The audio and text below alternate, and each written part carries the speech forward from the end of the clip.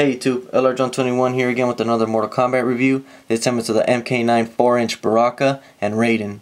Now these two figures are very good figures, but they do have some drawbacks. So let's get a more in-depth look at them and see what they have to offer. Now here we have Baraka.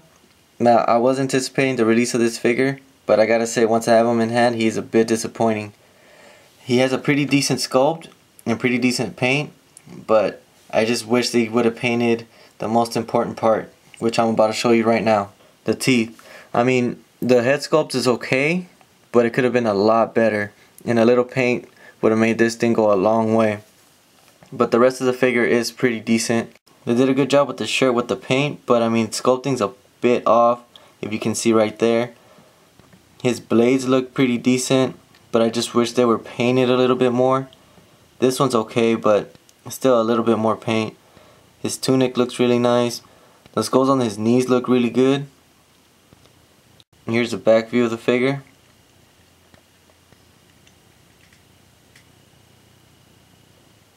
Now another gripe I have with this figure is that joint is coming loose.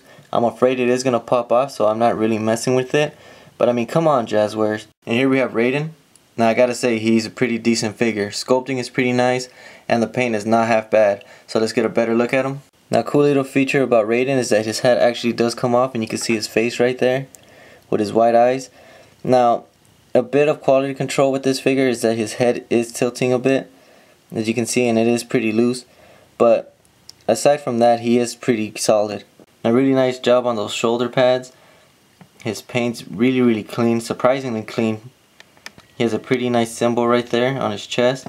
He has nice gold symbols on both his arms. And just really clean paint. Now here's a back view.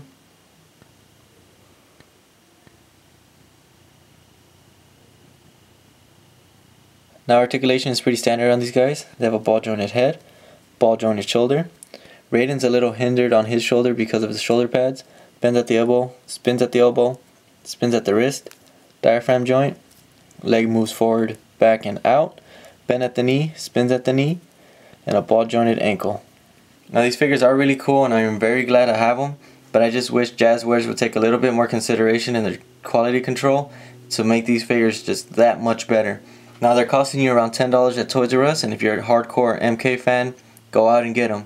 And it's LRJohn21 saying thanks for watching.